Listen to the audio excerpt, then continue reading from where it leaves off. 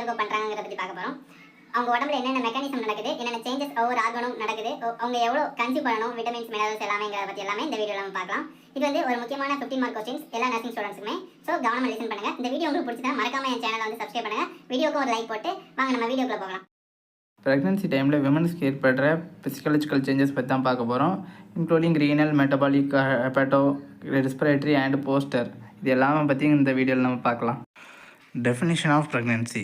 It is a period of time between conception and birth, during which time the fertilized ovum matures and grow in the uterus. இதில் என்ன சொல்கிறாங்கன்னா, pregnancy டைமுங்கிறது எப்போ conception ஆனீங்களோ அப்போலேருந்து baby வெளியே பிறக்கிறது வரை இருக்கிற அந்த டியூரேஷன் தான் ப்ரெக்னன்சின்னு சொல்கிறாங்க. இதில் இந்த ஸ்டேஜில் என்ன நடக்கும்னா, ஸ்பெர்மும் எக்கும் ஃபியூஸ் ஆகி ஃபார்ம் ஆகிற அந்த சைகோட் தான் ஃபெர்டிலைஸ்டு ஓவம்னு சொல்லுவாங்க. அந்த ஃபெர்டிலைஸ்டு ஓவம் வந்து மெச்சூர் ஆகி யூட்ரஸில் அட்டாச் ஆகும். அட்டாச் ஆன பிறகு ஃபர்தராக பேபி டெவலப்மெண்ட் ஆகிறதுக்கு என்னென்ன ரெக்யூர்மெண்ட்ஸோ அது எல்லாம் ஃபார்ம் ஆகி டெவலப் ஆக ஆரம்பிக்கும். இந்த பீரியடுக்கு பேர் வந்து ஆன்டிபார்ட்டம்னு சொல்லுவாங்க, அப்படி இல்லைன்னா ப்ரீநேட்டல் அப்படின்னு சொல்லுவாங்க. அங்கே இப்போ தான் நம்ம மெயினான கண்டென்ட்டுக்கே வந்திருக்கோம். Physiological changes during pregnancy. Every system of a women's body changes during pregnancy. அதாவது விமன் பாடியில் இருக்கிற ஒவ்வொரு சிஸ்டமும் சேஞ்ச் ஆகும் அப்படிங்கிறாங்க ப்ரெக்னென்ட் டைமில். எதுக்கு அப்படி சேஞ்ச் ஆகுதுன்னா, to achieve the need of the growing foetus. Foetus வளர்றதில்ல, அந்த வளரக்கூடிய ஃபீட்டஸ்க்கு தேவையான தேவைகளை பூர்த்தி செய்கிறதுக்கு தான் இது இவ்வளோ மாற்றங்களை உருவாக்குது. These changes are mainly due to the effect of specific hormones. அதாவது இந்த சேஞ்சஸ்லாம் எது மூலமாக நிகழ்துன்னா, நம்ம உடம்புல நிறைய ஹார்மோன்ஸ் சுரப்பிகள் இருக்குது. அந்த ஹார்மோன்ஸில் மாற்றங்கள் ஏற்படும். அந்த மாற்றங்கள்னால தான் அந்த சேஞ்சஸ் நடக்குது. எந்தெந்த சிஸ்டத்தில் என்னென்ன சேஞ்சஸ் நடக்குதுங்கிறத நம்ம இப்போ ஒவ்வொன்றா பார்க்க போகிறோம். இப்போ ஃபஸ்ட்டு நம்ம என்ன சிஸ்டம் பார்க்க போகிறோம்னா, ரெஸ்பிரேட்டரி சிஸ்டம் பற்றி நான் இப்போ உங்களுக்கு சொல்ல போகிறேன். அந்த லிஸ்ட்டில் நம்ம முதல்ல பார்க்க போகிறது ரீப்ரொடக்டிவ் சிஸ்டம். ரீப்ரொடக்டிவ் சிஸ்டம்னாலே உங்களுக்கு என்னென்ன ஆர்கன் வரும்னு தெரியும். மெயினாக யூட்ரஸ் வரும், வெஜினா வரும், சர்விக்ஸ் வரும். இது எல்லாமே ரீப்ரொடக்டிவ் சிஸ்டம். இப்போ ஃபஸ்ட்டு யூட்ரஸ் எடுத்துக்கிட்டிங்கன்னா அதில் என்னென்ன சேஞ்சஸ் நடக்குதுன்னு பார்த்துட்டு அதோட லேயர்ஸில் எப்படி எப்படி சேஞ்சஸ் இருக்குதுங்கிறத பற்றி பார்ப்போம். யூட்ரஸ் கன்செப்ஷன் ஆன உடனே யூட்ரஸ் வந்து ஃபீட்டஸை வளர்க்குறதுக்கு தேவையான நியூட்ரிஷனும், ஃபீட்டஸ்க்கு எந்தவித நோய்களும் இல்லாமல் அதை ப்ரொடெக்ட் பண்ணக்கூடிய எல்லா வேலையும் யூட்ரஸ் தான் பண்ணும். அதுக்கு தகுந்த மாதிரி ஒவ்வொரு லேயர்லையும் என்னென்ன சேஞ்சஸ் மாறுதல் இருக்குது அப்படிங்கிறத பற்றி இப்போ பார்ப்போம். ஃபஸ்ட்டு டெசிடிவாங்கிறது எண்டோமெட்ரியம். எண்டோமெட்ரியம்னா inner layer of the uterus. Progesterone and estrogen initially produced by the corpus luteum causes the decidua to become thicker, richer and more vesicular at the fundus and in the upper body of the uterus. இது என்ன சொல்கிறாங்கன்னா, ப்ரொஜெஸ்ட்ரானும் ஈஸ்ட்ரோஜனும் வந்து எங்கே produce ஆகுதுன்னா, corpus லூட்டியம்ங்கிற ஒரு இடத்துல produce ஆகுது. அது என்னதுன்னா, இப்போ எக்கு வந்து ரிலீஸ் ஆகும், ஓவிலேஷன் மூலமாக எக்கு வந்து ரிலீஸ் ஆகும். எக்கு ரிலீஸ் ஆன உடனே அதை சுற்றி இருக்கிற எக்கு ரிலீஸ் ஆகி மீதி இருக்கிற அந்த ஃபாலிக்கல் அது வந்து கார்பஸ் லூட்டியம் மாறும். கார்பஸ் லூட்டியம் மாறும்போது அது ரிலீஸ் ஆகும். ரிலீஸ் பண்ணக்கூடிய அந்த ஹார்மோன்ஸ் தான் ப்ரொஜெஸ்ட்ரான் அண்ட் ஈஸ்ட்ரோஜன் சொல்லுவாங்க. அந்த ரெண்டு ஹார்மோன்ஸும் யூட்ரஸில் உள்ள இன்னர் லேயர் ஆஃப், அதாவது டெசிடுவான்னு சொல்கிறாங்கல்ல, அந்த எண்டோமெட்ரியத்தை, அதை வந்து ஃபீட்டஸ் வந்து நல்லா நியூட்ரிட்டிவாக வளர்கிறதுக்காக நிறைய vessels, blood vessels, nutrition supply பண்ணுறதுக்கு அதெல்லாம் டெவலப் பண்ணி கொடுக்கும். இந்த பாயிண்டில் ஏன் மெயினாக அப்பர் போல் ஆஃப் தி யூட்ரஸ் அப்படின்னு சொல்கிறாங்கன்னா, அதாவது ஃபண்டஸ் ரீஜன் ஏன் அப்படி சொல்கிறாங்கன்னா, மெயினாக எக்கு வந்து சைகோட்டை ஃபார்ம் ஆகி அட்டாச் ஆகக்கூடிய இடம் வந்து அப்பர் போல் ஆஃப் தி யூட்ரஸ், அதாவது ஃபண்டஸ் ரீஜனில் தான் இம்ப்ளான்டேஷன் ஆகியிருக்கும். அதனால அந்த இடத்துல பிளட் வெசல்ஸ் டெவலப் ஆகி இந்த ஃபீட்டஸ் க்ரோ ஆகிறதுக்கு ஹெல்ப் பண்ணுது. செகண்ட் பாயிண்ட் என்ன சொல்கிறாங்கன்னா, அப்பர் போல் ஆஃப் த யூட்ரஸில் நல்லா திக்கான வெஸ்குலர் இருக்குது, நல்ல பிளட் சப்ளை இருக்கும் அப்படின்னு சொன்னோம்னா, அப்போ லோவர் போல் ஆஃப் தி யூட்ரஸில் வந்து தின்னான பிளட் சப்ளை தான் இருக்கும், கொஞ்சம் கம்மியாக தான் இருக்கும் அப்படிங்கிற மாதிரி சொல்கிறாங்க. Decidua provides a glycogen-rich environment for the blastocysts. Blastocysts என்னன்னா, அந்த சைகோட்ஸ் வந்து இம்ப்ளான்டேஷன் இருக்கும்ல, அதுதான் பிளாஸ்டோசைட்ஸ் அப்படின்னு சொல்கிறாங்க. எதுவரை இந்த பிளாஸ்டோசைட்ஸை வந்து டெசிடுவாகவே பாதுகாக்கும்னா இந்த ட்ரோபோபிளாஸ்டிக் செல்ஸ் வந்து பிளாஸ்டோசைட்ஸில் இருக்கும். அந்த செல்ஸ் வந்து பிளாசண்டாவாக ஃபார்ம் ஆகிறது வரைக்கும் டெசிடுவா தான் கிளைகோஜன் ரிச் என்விரான்மெண்ட் ப்ரொவைட் பண்ணி ஃபீட்டஸோட க்ரோத்துக்கு ரொம்ப உதவி பண்ணும். ஒன்ஸ் பிளாசண்டா வந்து யூட்ரஸில் ஃபார்ம் ஆன பிறகு ஹச்சிசிஜிங்கிற ஹார்மோனை பிளாசண்டாவே உற்பத்தி பண்ண தொடங்கிறோம். அதனால் கார்பஸ் லூட்டியத்தோடைய தேவை வந்து இதுக்கு தேவைப்படாது. அதனால் கார்பஸ் லூட்டியம் வந்து அதோடைய தன்மையை இழந்து கார்பஸ் ஆல்பிகஸாக மாறிடும். ஃபஸ்ட்டு பார்க்க போகிறது மசில் லேயர்ஸ். இதில் 3 லேயர் இருக்குது. Inner circular layer, middle oblique layer, outer longitudinal layer. இந்த 3 லேயர்லையுமே என்னென்ன சேஞ்சஸ் நடக்குதுங்கிறத பற்றி பார்க்கலாம். இந்த இன்னர் சர்க்குலர் லேயர் எந்த இடத்த சரௌண்ட் பண்ணியிருக்கோன்னா லோவர் யூட்ரைன் செக்மெண்ட் அண்ட் சர்விக்ஸை சரௌண்ட் பண்ணியிருக்கோம். இந்த லேயரோடைய ஃபங்க்ஷன் என்னென்னா லோவர் செக்மெண்ட்டில் டைலேட் ஆகிறதுக்கும் சர்விக்ஸ் டைலேட் ஆகிறதுக்கும் லேபர் டைமில் இது ரொம்ப ஹெல்ப் பண்ணுது. இனிமேல் நெக்ஸ்ட்டு மிடில் ஆப்ளிக்யூ லேயர். இந்த லேயர் என்ன பண்ணுதுன்னா ஃபீட்டஸ் எல்லாம் நல்லா க்ரோ ஆன பிறகு டியூரிங் லேபர் அப்போ ஃபீட்டஸை வெளியே எக்ஸ்பெல் பண்ணுறதுக்கு யூட்ரைன் கன்ட்ராக்ஷன் இருக்கணும். அந்த கன்ட்ராக்ஷனை இது தான் ப்ரொவைட் பண்ணும். ஆஃப்டர் தி பிளசண்டா டெலிவரி இந்த மெசல்ஸ் வந்து பிளட் வெசல்ஸை ப்ளீடிங்கை கட்டுப்படுத்தி அதை வந்து ஸ்டாப் பண்ணுறதுக்கு இது ரொம்ப ஹெல்ப் பண்ணுது. அடுத்தது அவுட்டர் லாங்கிடியூடினல் லேயர். இந்த அவுட்டர் லாங்கிடியூடினல் லேயரோடைய வேலை என்னென்னா கன்ட்ராக்ஷன் அண்ட் ரிட்ராக்ஷன் வந்து லேபர் டைமில் நடக்க வைக்கும். அப்பர் போல் ஆஃப் த யூட்ரஸில் நடக்கும். அது ஃபீட்டஸை கீழே டிசெண்ட் ஆக வச்சு டெலிவரி அப்போ ரொம்ப ஹெல்ப்ஃபுல்லாக இருக்கும். இப்போ next perimetrium. It is outermost layer of the uterus. இந்த லேயர் வந்து யூட்ரஸ் வந்து ஃபுல்லாக கவர் ஆகியிருக்காது, பார்ஷியலாக கவர் ஆகியிருக்கும்.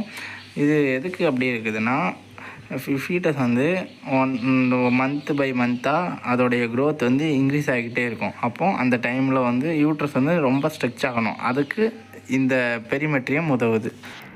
அடுத்த லேயர் மயோமெட்ரியம். ஆக்சிடோசின்ங்கிற ஹார்மோன் தான் இந்த யூட்ரஸோடைய மசில்ஸை பில்டு பண்ணுறதுக்கு ஹெல்ப் பண்ணுது. சரியா? மயோங்கிறது மசில், மெட்ரியம்ங்கிறது யூட்ரஸை குறிக்கிறோம். இந்த லேயர் எங்கே இருக்கும்னா சென்டர் ஆஃப் தி யூட்ரஸில் இருக்கும். ஏன்னா சென்டர் ஆஃப் தி யூட்ரஸ் ஃபுல்லுமே மசில் லேயரால் ஆனது தான், அதுதான் மயோமெட்ரியம்னு சொல்கிறாங்க. டியூரிங் ப்ரெக்னென்சி அப்போ மொத்தம் 2 சேஞ்சஸ் நடக்கும் இந்த மயோமெட்ரியத்தில். ஒன்று ஹைப்பர் பிளாசியா, இன்னொன்று ஹைப்பர் ட்ரோஃபி.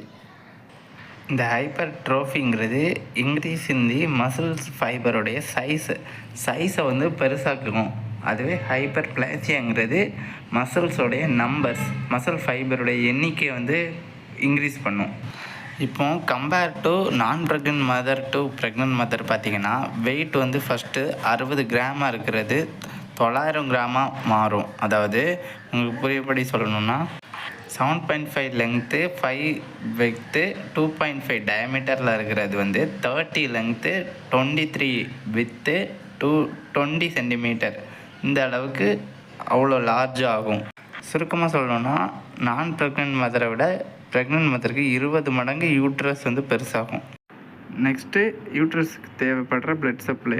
யூட்ரஸ்க்கு வந்து அதிகமான பிளட் சப்ளை போகணும். எதனாலனா யூட்ரஸு மந்த் வந்து க்ரோ ஆகும். 9 மந்த்துக்குமே அந்த அளவுக்கு க்ரோ ஆகிறதுக்கு தேவையான பிளட் சப்ளை அதுக்கு கிடைக்கணுன்னா ரொம்ப அதிகமாக பிளட் சப்ளை போகணும். அதுவும் இல்லாமல் ப்ளசண்டாக்கு பிளட் சப்ளை போனால் தான் ஃபீட்டஸோட க்ரோத்துக்கு வந்து அது ரொம்ப உதவும். ப்ரெக்னென்சி டைமில் புது வெசல்ஸ் எல்லாம் நிறைய உருவாகினா மட்டும்தான் அது வழியாக பிளட் சப்ளை இன்னும் நிறைய யூட்ரஸுக்கு கிடைக்கும். ஸோ இந்த புது வெசல்ஸை உருவாக்குறதுக்கு ஆக்சிடோசின்ங்கிற ஹார்மோன் உதவுது. ஆரம்பத்தில் இந்த பிளட் சப்ளை வந்து எப்படி உருவாகும்னா ஒரு நூல் கண்டு கெட்டாக எடுத்து வச்சோன்னா அது பிணைக்கப்பட்ட முடிச்சுகளாக நிறைய இருக்கும்ல, அந்த மாதிரி பிணைக்கப்பட்ட முடிச்சுகள் மாதிரி அந்த பிளட் சப்ளை உருவாகும். ஆஃப்டர் அந்த யூட்ரஸ் வந்து பெருசாக ஆக இது ஒவ்வொன்றா தனித்தனியாக பிரிஞ்சு அந்தந்த தேவையான பிளட் சப்ளை வந்து கொடுக்கும். ஷேப் ஆஃப் த யூட்ரஸோட ஷேப்புமே ப்ரெக்னென்சி அப்போ சேஞ்ச் ஆகிக்கிட்டே இருக்கும். ஃபஸ்ட்டு 12 வீக்ஸுக்கு முன்னாடி வர பியர் ஷேப்லேயும், 12 வீக்ஸ் அப்போ குளோபல் ஷேப்லேயும், 12 வீக்ஸ்க்கு அப்புறம் ஓவல் ஷேப்லேயும், 36 வீக்ஸ்க்கு அப்புறம் ஸ்பெரிக்கல் ஷேப்லேயும் மாறும். அப்புறம் position of the uterus.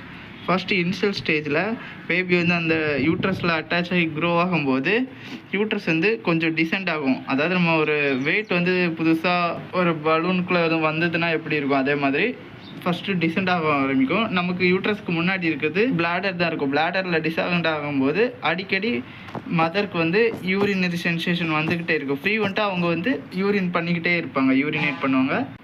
After 8 வீக்ஸ்க்கு அப்புறம் அந்த படுத்து கிடக்கிற அந்த யூட்ரஸ் வந்து கொஞ்சம் கொஞ்சமாக மேல் நோக்கி போக ஆரம்பிக்கும்.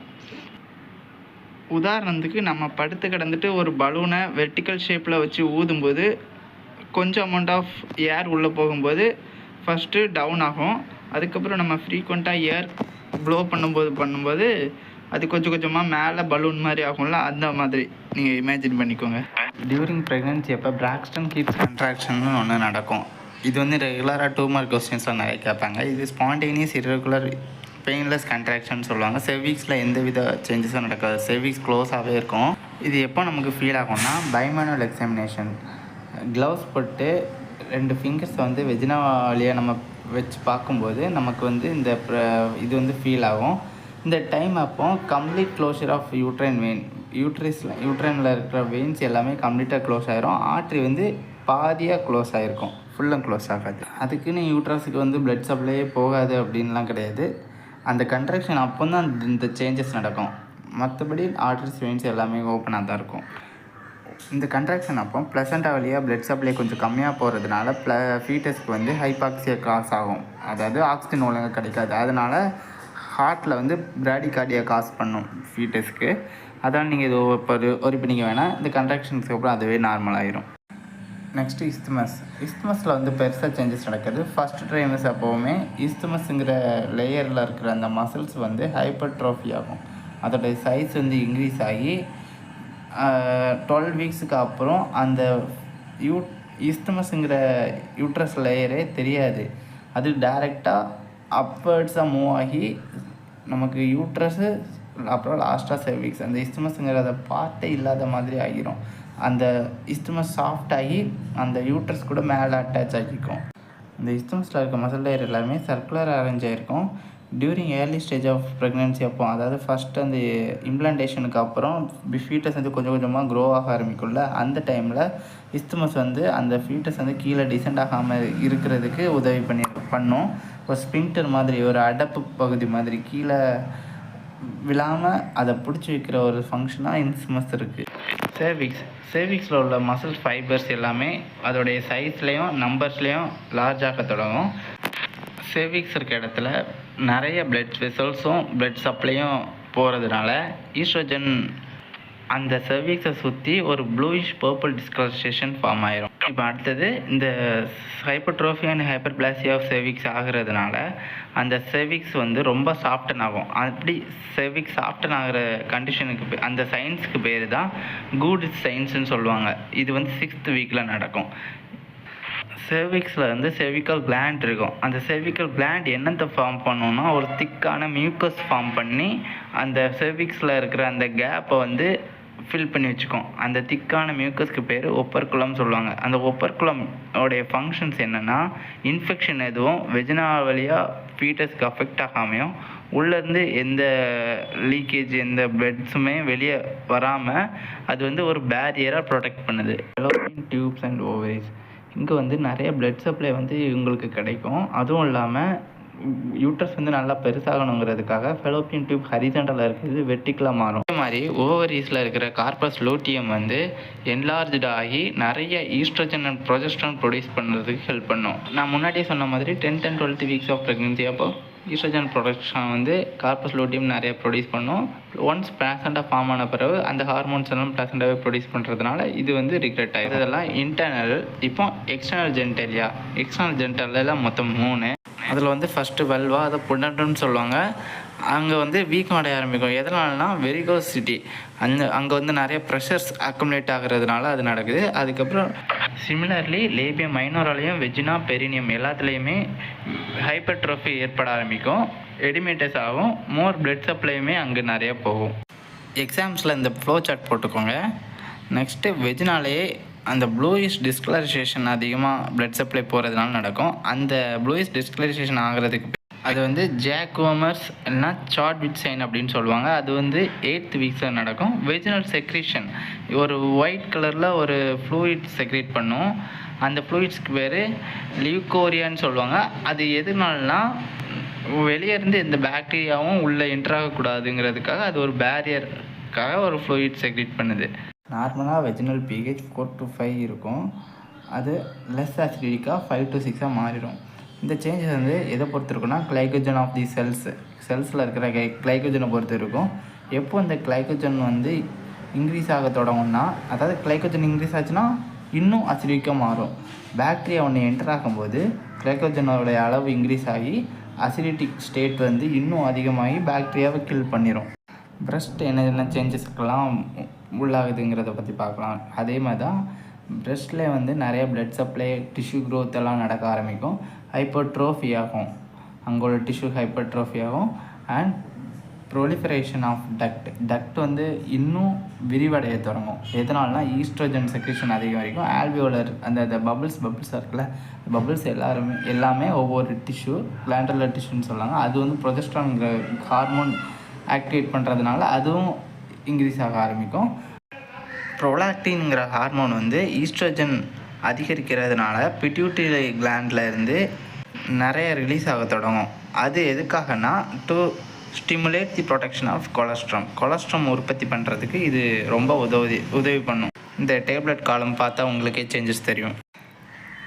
எந்த வீக்ஸில் என்னென்ன சேஞ்சஸ் நடக்குது அப்படிங்கிறத இந்த டேபிள் காலத்தில் கொடுத்துருக்காங்க, அதை பார்த்துக்கோங்க. ஹார்ட்டில் என்ன சேஞ்சஸ் நடக்குது, பிளட் வால்யூம் வந்து இன்க்ரீஸ் ஆக தொடங்கும். கார்டியாக் அவுட்புட்டை அதிகப்படுத்தணும். ஏன்னா ஒரே டைமில் நிறைய டிமாண்ட் இருக்கிறதுனால 5 to 7 லிட்டர் ஹார்ட் வந்து பம்ப் பண்ணி எக்ஸ்க்ரீட் பண்ணும். அப்புறம் பிளாஸ்மா வால்யூம் நிறைய தண்ணி குடிக்கணுங்கிறதுக்கு எதை சொல்கிறாங்கன்னா வால்யூம் இன்க்ரீஸ் பண்ணுறதுக்கு. ஆர்பிசியோடைய வால்யூமுமே நமக்கு நிறைய தேவை இருக்கும். 200 ml நார்மலாக இருக்கிறத விட எக்ஸ்ட்ரா இன்னும் தேவை இருக்கும். ஸோ அந்த தேவைகள் பிளாஸ்மாவோட வால்யூமும் ஆர்பிசியோட வேல்யூமும் அதிகமாக தேவைப்படுறதுனால அப்போ என்னது குறைய ஆரம்பிக்கும், ஹீமோக்ளோபினும் ஆர்பிசி எல்லாமே நிறைய குறைய ஆரம்பிக்கும் ப்ரெக்னென்சி உமனுக்கு. அப்போது அனிமியா வந்து நார்மலாக வர ஆரம்பிக்கும். அந்த டைமில் நம்ம folic acid tablets, iron tablets மாதிரியான சப்ளிமெண்ட் எடுக்கணும். லியூக்கோசைட்ஸ் உடைய கவுண்ட்டுமே நிறைய தேவை இருக்கும். அதனால் இம்யூனிட்டியுமே கம்மியாக ஆரம்பிக்கும். ஸோ நிறைய சப்ளிமெண்ட் நம்ம வந்து எடுக்கணும். இந்த டைமில் நமக்கு நிறைய அயன்ஸ் சத்து தேவைப்படும். இந்த 3rd ட்ரைமஸ்டர் லாஸ்ட் 3 months ரொம்பவே தேவைப்படும். அப்சர்ப்ஷன் அயன் வந்து நிறையாவே நடக்கும் இன்டெஸ்டைன்ஸ்லாம். ஸோ டோட்டல் பிளாஸ்மா ப்ரோட்டீன்ஸோடைய தேவைகளுமே 180 grams to 230 grams வந்து நமக்கு லாஸ்ட்டு ட்ரைமஸ்டரில் தேவை இருக்குது. அதனால் 7 to 6 grams வந்து பிளட்டில் வந்து கம்மியாகுது. ஸோ ஹீமோ டைல்யூஷன் நடந்திருக்குன்னு அர்த்தம். இப்போ ஹீமோ டைல்யூஷன் நடந்திருக்குன்னா அப்போது அங்கே ஆஸ்மாட்டிக் ப்ரெஷர் வந்து இன்க்ரீஸ் ஆகிருக்கும். இன்க்ரீஸ் ஆன அந்த ப்ரெஷரை கம்மி பண்ணுறதுக்கு நம்ம பாடி மெக்கானிசம் படி அங்கே உள்ள எக்ஸஸ் வாட்டரை வந்து வெளியேற்றணும். அப்போது எக்ஸஸ் வாட்டரை வெளியேற்றும் போது அங்கே எங்கள் இடத்துல நீர்த்தேக்கம் ஏற்பட்டு மாட்ரேட் எடிமேட்டஸ் வந்து ஏற்பட ஆரம்பிக்கும். இந்த டைமில் நம்ம பிபிஎம் பற்றியும் பார்க்கணும். அப்போ இன்க்ரீஸ் கார்டியாக் அவுட்புட் இருக்கிறதுனால அதை டாலரேட் பண்ணுறதுக்கு பெரிஃபெரல் ரெசிஸ்டன்ட் ஒன்று நடக்குது. அதாவது ஆர்ட்ரியல் வால் வந்து ரிலாக்ஸ் ஆக தொடங்குது. அதுக்கு காரணம் ப்ரொஜெஸ்டரோன் இந்த ஹார்மோன். டியூரிங் மிட் ப்ரெக்னென்சி அப்போ அவங்களுடைய நார்மல் டைஸ்டாலிக் பிளட் ப்ரெஷரை விட 5 to 10 mHg வந்து கம்மியாகும். அதே போலவே லேட்டஸ்ட் ஸ்டேஜ் ஆஃப் ப்ரெக்னென்சி அப்போ மதர் வந்து சுப்பைன் பொசிஷனில் படுக்கக்கூடாதுன்னு சொல்லுவாங்க. எதனால் அப்படி சொல்கிறாங்கன்னா பேபி யூட்ரஸில் இருக்கும்போது அதுக்கு பின்னாடி தான் இன்ஃபீரியர் வீனக்கேவாக இருக்கும். அதில் பேபி டிசென்ட் ஆகும்போது ப்ரெஷர் பில்ட் ஆகும். அதுக்கு பேர் தான் சுப்பைன் ஹைப்போடென்ஷன் சிண்ட்ரோம்னு சொல்கிறாங்க. ஒரு அப்ஸ்ட்ரக்ஷன் ஏற்படுறதுனால வீனஸ் வந்து ஹார்ட்டுக்கு ஃபுல் பிளட்டை வந்து டிரான்ஸ்மிட் பண்ண முடியாது. ஸோ கார்டியாக் அவுட்புட் வந்து கம்மியாக இருக்கும். வீனஸ்லேருந்து ஹார்ட்டுக்கு ரிட்டர்ன் ஆகிற பிளட் வந்து கம்மியாகும். அதனால தான் இந்த சிண்ட்ரோம் வருது. இந்த சிண்ட்ரோம்ஸ் வந்திருக்கு அப்படிங்கிறதுக்கான கிளினிக்கல் மேனிஃபெஸ்டேஷன் என்னென்னா டிசினஸாக இருப்பாங்க, லைட் ஹெட்டட்னஸாக இருப்பாங்க, இன்க்ரீஸ் பல்ஸ் ரேட் அதிகமாக இருக்கும், நாசியா வாமிட்டிங் சென்சேஷன் இருக்கும், பிபி வந்து ரொம்ப ட்ராப் ஆகும். அதே மாதிரி ரெஸ்பிரேட்டரி சிஸ்டம் எடுத்துக்கிட்டிங்கன்னா ஆக்சிஜனோட தேவை வந்து 20% அதிகமாக இருக்கும். எதனாலனா பல்மனரி மசில்ஸ் அதாவது லங் மசில்ஸ் வந்து ரொம்ப ரிலாக்ஸ் ஆகும். நிறைய ஆக்சிஜனை வந்து அது உள்வாங்கிறதுக்கு ஆரம்பிக்கும். அந்த டைமில் நம்ம ஹைப்பர் வென்டிலேஷன் பண்ணணும். அதிகமான ஆக்சிஜனை வந்து சப்ளிமெண்ட் பண்ணணும். அப்படி பண்ணும்போது நமக்கு ஆசிட் பேஸ் மெக்கானிசம்லேயே சேஞ்ச் ஆகும். நமக்கு ஏபிஜி எடுத்து ஃபஸ்ட்டு செக் பண்ணும்போது அதாவது O2 வந்து சஃபிஷியண்ட்டாக போகாத பட்சத்தில் PO2 லெவல் வந்து 38 to 32 mmHg வரை ட்ராப் ஆகும். நார்மலான பர்சனுக்கு PO2 லெவல் வந்து 80 to 100 இருக்கணும். இந்த டைமில் PCO2 லெவல் வந்து ரைஸ் ஆகும், நார்மலாக இருக்கிறத விட ரைஸ் ஆகும். எதனால் அப்படி ஆகுதுன்னா CO2 வந்து ஃபீட்டஸ்ட்டு இருந்தோம் மதர்கிட்ட இருந்தோம் 2 பேர்கிட்ட இருந்தும் அவுட் ஆகிறதுனால அதிகமாக வெளியே போகுது. அதுவே O2 வந்து மதருக்கும் தேவை இருக்குது, ஃபீட்டஸ்க்கும் தேவை இருக்குது. அதனால O2 வந்து கம்மியாகுது. ஷார்ட்னஸ் ஆஃப் ப்ரீத் காமனாக லேட்டர் ப்ரெக்னென்சி ஸ்டேஜாக வரும். இந்த டயக்ராமை பார்க்கும்போது உங்களுக்கு தெரியும், நார்மலாக யூட்ரஸ் வந்து சின்னதாக இருக்கும்போது ஒன்றும் பெருசாக சேஞ்சஸ் இருக்காது. அதுவே பெருசாக யூட்ரஸ் பலூன் மாதிரி பெருசாக்கும்போது டயஃப்ரம் வர ஹிட் ஆகும்போது அங்கே லங்ஸை வந்து டயஃப்ரம் வந்து கொஞ்சம் ப்ரெஷர் பண்ணும், மேலே ப்ரெஷர் தூக்கும்போது லங்ஸால் நல்லா விரிய முடியாது. அதனால ஷார்ட்னஸ் ஆஃப் ப்ரீத் இருக்கும். அது காமன் தான். Next கேஸ்ட்ரோஇன்டெஸ்டைனல் changes. இதுலேயுமே ஹைப்பர்ட்ரோஃபி நடக்கும். எங்கன்னா நம்மளோட கம்ஸ்லலாம் நல்லா பெருசாகும், அதனால் ப்ளீடிங் கூட ஏற்பட வாய்ப்பு இருக்குது அப்படிங்கிற மாதிரி சொல்கிறாங்க. அதே மாதிரி எக்ஸசிவ் சலைவேஷன் வரும், drying and crackling of lips இருக்கும், மார்னிங் சிக்னஸ் அதாவது வாமிட்டிங். ப்ரெக்னென்ட் டைமில் ஃபர்ஸ்ட் 3 months ஹெவியாக வாமிட்டிங் இருக்கும், ஹார்ட் பர்ன்ஸ் நெஞ்செரிச்சல் இருக்கும். வாமிட்டிங் இருக்கிறதுனாலே அது ரீகர்ஜிடேஷன் ஆகிறதுனால அது இருக்கும். வாயும் நிறைய செக்ரீட் ஆகி வெளியே வரும். எதுலன்னா யூட்ரஸ் வந்து ஸ்டொமக் மேலே ப்ரெஷர் கொடுக்கறதுனால அது நடக்குது. மெயினாக வர்றது கான்ஸ்டிபேஷன் வரும். எதனாலனா ப்ரோஸ்டாக்லாண்டின் வந்து இன்க்ரீஸாக இருக்கிறதுனால பெரிஸ்டாலிக் மூவ்மெண்ட்டை வந்து அது டிக்ரீஸ் பண்ணும், மசில் மூவ்மெண்ட் இருக்காது, அதனால கான்ஸ்டிபேஷன் இருக்கும். கேல் பிளாடரோட சைஸில் சேஞ்சஸ் நடக்கும். லிவர் ஃபங்க்ஷன் டெஸ்ட் எடுத்து பார்த்தா அதில் சேஞ்சஸ் தெரியும். டேஸ்ட்டு வந்து சேஞ்ச் ஆகும். டயட்டில் வந்து நமக்கு எல்லாமே சேஞ்சாக இருக்கும். ஃபுட்டு வந்து நிறைய இன்டேக் எடுக்கணும்னு தோணும். அப்புறம் பைக்காக இருக்கும், அதாவது அன்அனிமெண்ட் ஆப்ஜெக்ட்ஸ் லைக் சாண்ட் மட்டெல்லாம் சாப்பிடணும்னு தோணும். Next urinary system. கிட்னியில் இருக்கிற ரீனல் பெல்விஸோடைய சைஸ் வந்து இன்க்ரீஸாக இருக்கும். இன்க்ரீஸ் ஆகிறது மூலமாக நிறையா ஃபில்ட்ரேஷன் ரேட் வந்து அதிகமாகிருக்கும். குளுக்கோஸ் எக்ஸ்க்ரீஷன் வந்து அதிகமாக கிட்னி வழியாக எக்ஸ்க்ரீட் ஆகும். அடிக்கடி நம்ம பாத்ரூம் போகிறதுனால யூடி இன்ஃபெக்ஷன் வர சான்ஸ் இருக்குது. யூரினரி அவுட்புட் வந்து கம்மியாகும். எதனாலனா ரீஅப்சார்ப்ஷன் ஆஃப் வாட்டரும் ரீஅப்சார்ப்ஷன் ஆஃப் சோடியமும் வந்து அதிகமாக இருக்கும். யூரின் வந்து மோர் ஆல்கலைனாக இருக்கும். எதனாலனா ஆல்கலேமியா, பிளட்டில் வந்து நிறையா ஆல்கலைன் இருக்கும். பிளாடர் வந்து ரொம்ப ஹைப்பர்ட்ரோஃபி, ரொம்ப பல்ஜாக ஆரம்பிக்கும். 6 to 8 வீக்ஸில் நம்ம ஃப்ரீக்வெண்ட்டாக யூரின் பாஸ் பண்ணிகிட்டே இருக்க தோணும். ஏன்னா ஃபண்டஸ் ஆஃப் யூட்ரஸ் வந்து அது மேலே டிசென்ட் ஆகுறதுனால. ப்ரெக்னன்சி டைமில் ஸ்கின்னிலையுமே சேஞ்சஸ் நடக்கும். தெர்மோ ரெகுலேஷன் வந்து ஸ்கின் தான் மெயின்டைன் பண்ணும். ஸோ ஸ்கின்னில் வந்து நிறைய ஸ்வெட்டிங் ஏற்பட தொடங்கும். ஏன்னா டெம்பரேச்சர் வந்து இன்க்ரீஸ் ஆகும். எதனாலனா வேஸோ டைலேஷன் ஏற்படுறதுனால. செலோஸ்மாங்கிற சைன் வந்து மெயினாக ப்ரெக்னன்சி டைமில் இருக்கும்.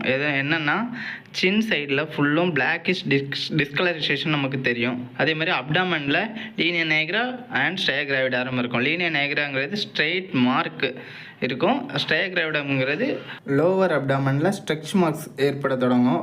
பிளாக்கிஷாக இல்லை ப்ரௌனிஷாக டார்க் ஸ்ட்ரெச் மார்க்ஸ் இருக்கும், மெயின்லி இந்த லோவர் அப்டாமனில். அதே மாதிரி ஆஃப்டர் டெலிவரி ஸ்ட்ரையா ஆல்பிகன்ஸ் வரும். ஆஃப்டர் டெலிவரி அந்த சில்வரி ஸ்ட்ரெச் மார்க்ஸ்னு சொல்லுவாங்க, ஷைனிங்காக இருக்கும் ஒயிட்டாக. இந்த இமேஜில் தெரியுது பாருங்கள். அதே மாதிரி எண்டோக்ரைன் சிஸ்டம் வந்து பார்த்திங்கன்னா தைராய்டு கிளாண்ட் இருக்குது. தைராய்டு கிளாண்டுமே என்லார்ஜ்மெண்ட் ஆகும். தைராய்டு பைண்டிங் குளூபமின் இன்க்ரீஸ் ஆகும். அயோடின் அதிகமாக தேவைப்படும். T4 லெவல் வந்து அதிகமாக இருக்கும். அதேமாதிரி T3 T4 லெவல் வந்து சேமாக தான் இருக்கும். இந்த மாதிரி தைராய்டு கிளாண்டில் மாறுபடுறதுனால ஹார்ட் ரேட் அதிகமாகிறது, வார்ம் ஸ்கின் ஆகிறது, ஹேர் லாஸ் ஆகிறதுலாம் காமன் தான். அதே மாதிரி அட்ரினல் கிளாண்ட், அதாவது சுப்ரானியல் கிளாண்டில் வந்து கார்டிசோல் செக்ரேட் ஆகும், அதுவுமே இன்க்ரீஸ் ஆகும். பேங்க்ரியாஸில் வந்து இன்சுலின் செக்ரேட் ஆகும், அதில் இன்சுலின் ரெசிஸ்டன்ஸ் ஆகும் இந்த டைமில். எதனாலனா பிளசண்டாவில் இருக்கிற HPL ஹியூமன் பிளசண்டல் லாக்டோஜன் வந்து இன்சுலின் நிறையா செக்ரேட் ஆகினதை வந்து தடுத்து குளுக்கோஸை வந்து நம்ம பிளட்டுக்கு நிறையா தக்க வைக்கும். லேட்டர் ஸ்டேஜில் ப்ளசண்ட்டாக உருவாகிறதுக்கு முன்னாடி கோரியோனிக் வில்லைங்கிறது வந்து HCG ஹார்மோனை செக்ரீட் பண்ணி கார்பஸ் லூட்டியமை நமக்கு பாடிக்கு தேவையான ஆஸ்ட்ரோஜன் அண்ட் ப்ரோஜெஸ்டரோனை வந்து ப்ரொடியூஸ் பண்ணுறதுக்கு ஹெல்ப் பண்ணும். ப்ளசண்ட்டாக ஃபார்ம் ஆன பிறகு அதுவே இதை டேக் ஓவர் பண்ணி. இப்போ மஸ்குலோஸ்கெலட்டன் சிஸ்டம் பார்த்தீங்கன்னா ப்ரெக்னன்சி டைமில் பெல்விஸ் வழியாக தான் பேபி டெலிவரி ஆகணும். அந்த டைமில் இருக்கிற அதுக்கு பக்கத்தில் அந்த பெல்விஸ் பக்கத்தில் இருக்கிற லிகமெண்ட் மசில்ஸ் எல்லாமே ரிலாக்ஸ் பண்ணுற மெக்கானிசம் வந்து இதில் இருக்குது. ஸோ அந்த டைமில் மெக்கானிசம் ரிலாக்ஸ் பண்ணுறது மூலமாக பேபி வந்து ஃப்ரீயாக டெலிவரி ஆகிறதுக்கு ஹெல்ப் பண்ணுது. Symphysis pubis, சாக்ரோயிலியாக் and Chachro காக்லிஜல் joints எல்லாமே லூசன் ஆகி காக்கிக்ஸை வந்து பின்னாடி டிஸ்பிளேஸ் ஆகிறதுக்கு யூஸ் ஆகுது. இமேஜில் தெரிகிற மாதிரி ஃபஸ்ட்டு 12 வீக்ஸில் நார்மலாக வெர்டிப்ரே இருக்கிறதுக்கும் 14 வீக்ஸில் வெர்டிப்ரே ரொம்ப பல்ஜாகி வளைஞ்சு போயிருக்குது. இதுக்கு காரணம் அந்த கிராவிட்டியை தாக்குப்பிடிக்கிறதுக்காக நம்மளுடைய லம்பார் வெர்டிப்ரேல இருக்கிற லம்பார் ரீஜன் உள்ள இன்வெர்ட்ஸாக மூவ் ஆகி அதுக்கேற்ற மாதிரி அடாப்ட் ஆகிக்குது. Next nerve system, compression of median nerve, அதாவது அதில் கம்ப்ரெஷன் ஆகும் மூலமாக அது எங்கே இருக்குதுன்னா நம்மளுடைய விஸ்ட் பக்கத்தில் இருக்குது. அங்கே கம்ப்ரெஷன் நடக்கிறது மூலமாக ஃபஸ்ட்டு 3 ஃபிங்கர்ஸுமே ரொம்ப இதாக இந்த இமேஜில் காமிக்கிற மாதிரி ஃபஸ்ட்டு 3 ஃபிங்கர்ஸில் உள்ள நர்வ்ஸ் கொஞ்சம் டிஃபெக்ட் ஆகும். அதனால் பெயின் ஏற்படும், கொஞ்சம் நம்னஸ் சென்சேஷன் இருக்கும். பேபி ப்ரெசென்ட்டாக இருக்கிறதுனால கியூட்டேனியஸ் நர்வில் வந்து கம்ப்ரெஷன் ஏற்படுத்துறதுனால அந்த இடத்துல பேரஸ்தீசியா அண்ட் சென்சரி லாஸ் வந்து ஏற்படும் தை சைடு. அப்புறம் மெட்டபாலிக் சேஞ்சஸில் எல்லாமே இன்க்ரீஸாக தான் இருக்கும். பிஎம்ஐ வந்து இன்க்ரீஸ் ஆகும், ப்ரோட்டீனோட செக்ரேஷன்ஸ் நமக்கு நிறைய தேவைப்படும். எல்லா நியூட்ரிஷனுமே நம்ம நிறைய இன்டேக் எடுத்துக்கணும். கார்போஹைட்ரேட்ஸாக இருக்கட்டும், ப்ரோட்டீனாக இருக்கட்டும், எல்லாமே நிறைய எடுத்துக்கணும். இது எதனால்னா நமக்கு நார்மல் டைமை விட 2-3 டைம் ப்ரெக்னென்சி டைமில் நீட் இருக்கும். டோட்டல் வெயிட் கெயின் ஆகும். அதே மாதிரி ப்ரோட்டீன்ஸ் நிறையா தேவை இருந்தால் தான் பேபிக்கோட ஹெல்த்து நியூட்ரிஷன்ஸ் எல்லாமே கிடைக்கும். விட்டமின்ஸ் அதிகமாக எடுத்துக்கணும், எல்லாமே நிறையா தேவைப்படும். வாட்டருமே நிறைய நமக்கு 6 to 5 லிட்டர்ஸ் எக்ஸ்ட்ராவாக குடிக்கணும். மெட்டபாலிக் சேஞ்சஸ் நீங்கள் எக்ஸாமில் எழுதும்போது மொத்தமாக ஒரு டேபிள் காலம் போட்டு எழுதினீங்கன்னா ஈஸியாக இருக்கும். இந்த வீடியோ உங்களுக்கு பிடிச்சிருக்கோன்னு நம்புகிறேன். மறக்காமல் நம்ம வீடியோவை சப்ஸ்கிரைப் பண்ணுங்கள், மற்றவங்களுக்கு ஷேர் பண்ணுங்கள், அவங்களும் இந்த இன்ஃபர்மேஷனை வந்து கேதர் பண்ணிக்கிட்டோம்.